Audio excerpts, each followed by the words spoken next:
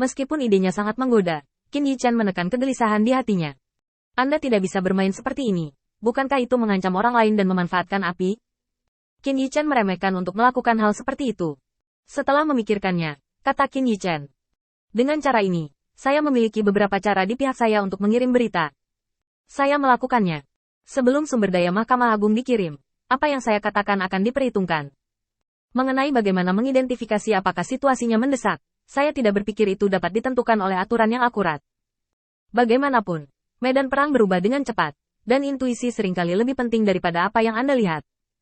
Ya, aku percaya pada penilaian semua orang yang hadir.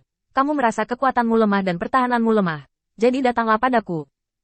Namun, dalam hal tenaga kerja, orang-orangku adalah mereka yang belum pernah berada di medan perang, jadi mereka tidak bisa membantu banyak untuk saat ini. Mendengar ini, hati Pranwoli sedikit tergerak.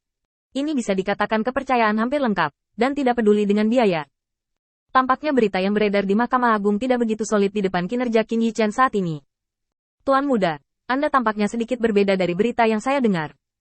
Qin Yichen melirik Pranwoli, hanya tersenyum ringan, dan mengambil gelas anggur. Tidak baik bagimu untuk mengetahui lebih banyak tentang beberapa hal.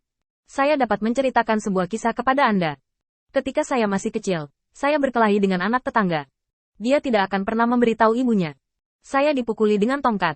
Mendengar metafora ini, Jitaret tertawa terbahak-bahak dan bertepuk tangan. Luar biasa, hahaha. Bahkan Pranwoli tidak bisa menahannya, menggelengkan kepalanya tanpa daya, dan mengambil gelasnya. Datang dan rayakan gencatan senjata langka kita. Dengan rencana seperti itu, beberapa dari mereka melakukan percakapan yang jarang dan mudah. Tidak ada kekuatan di belakang mereka, dan tidak ada gangguan dari binatang iblis. Mereka seperti saudara, berbicara tentang kata-kata mereka sendiri dan mengobrol tentang hal-hal sepele. Tidak sampai larut malam hampir semua detail kerjasama dikonfirmasi, dan semua gosip yang bisa dikatakan dimuntahkan, dan beberapa orang mengucapkan selamat tinggal. Pranwoli adalah yang pertama bangun dan mengucapkan selamat tinggal, dan sebelum pergi, dia kembali menatap Qin Yichen. Anda dapat mempelajari lebih lanjut tentang hujan deras ini. Saya akan meminta seseorang mengirimkan berita yang relevan nanti. Saya menantikan lebih banyak kejutan dari Anda. Qin Yichen tersenyum. Lebih baik jika Anda tidak memiliki harapan untuk hal semacam ini. Kalau tidak saya akan berada di bawah banyak tekanan di sini. Setelah mengirim Pranwoli pergi, Jidetali dan Jan Bailey meninggalkan Qin Yichen dengan daftar sumber daya yang relatif langka sebelum mereka pergi. Jidetali meninggalkan surat pengantar untuk Qin Yichen dan berkata, ini adalah situasi dasar Kilo. Dia sangat berduri, dan dia lebih akrab dengan medan di sekitar sini. Jika kamu membawanya di sisimu, mungkin berguna. Kompilasi milik saya, dan penggunaan sebenarnya milik Anda. Qin Yichen mengangguk dan menerima hadiah murah hati ini. Sidney Kevin juga harus mengucapkan selamat tinggal pada Qin Yichen. Dia sekarang perlu mengkonsolidasikan pertahanan kubu tepat waktu, dan sekarang saatnya untuk menghadapinya. Adapun hampir 70% pasukannya telah rusak. Sekarang, dari 30% sisanya, setidaknya 20% diselamatkan oleh pil anti-sihir. Tidak punya pilihan lain selain meminjam tanah di Kamkuil dari penguasa cahaya. Istirahat. Bawahan penjaga setting pasti telah mengeluarkan lebih dari ini, tetapi akan memakan waktu lama untuk menunggu pasukan baru ketiba. Periode waktu ini telah mengganggu penguasa cahaya, sungguh merepotkan. Qin Yichen tersenyum ringan.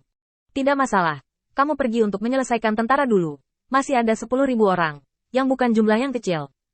Menggaruk kepalanya, di depan Qin Yichen, dia selalu merasa bahwa kekhawatirannya tidak perlu. Tidak peduli apa, Qin Yichen tampaknya dapat memikirkannya lebih awal dan memberinya langkah yang lebih baik.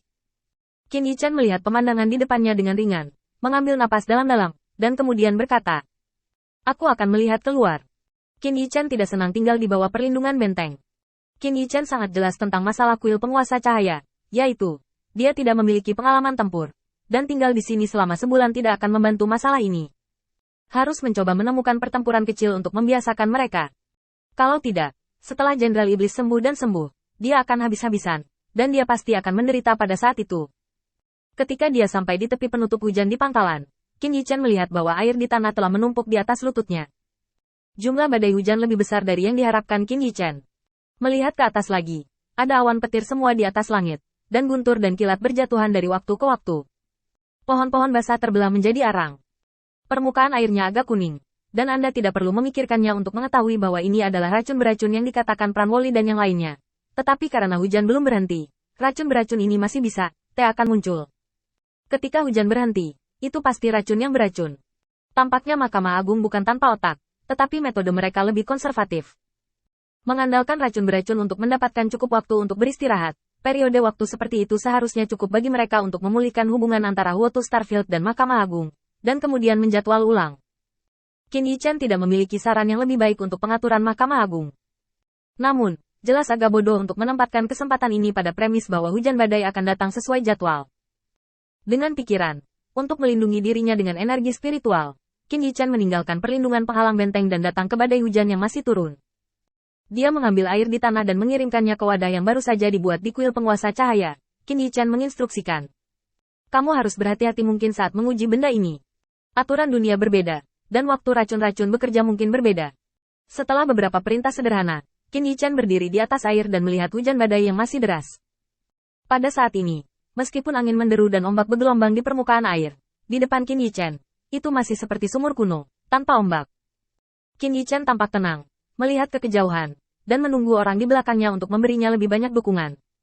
Dan pemandangan ini pun jatuh di mata Kilo yang datang untuk mendengar kabar tersebut. Aku melihat seorang pria menginjak air dan menatap ke kejauhan. Meskipun dia tidak tahu apa yang dia pikirkan, Kilo bisa menebak sebagian. Untuk orang seperti Lord of Light, cara mengalahkan Demon Rache adalah satu-satunya hal yang bisa dia pikirkan. Lord Light, Kilo diperintahkan untuk melapor. Qin Yichan melihat kembali ke Kilo, yang berdiri di perlindungan penghalang, dan tiba-tiba menyeringai. Kenapa? Racunnya belum naik. Hanya angin sepoi-sepoi dan gerimis. Jadi kamu tidak berani keluar.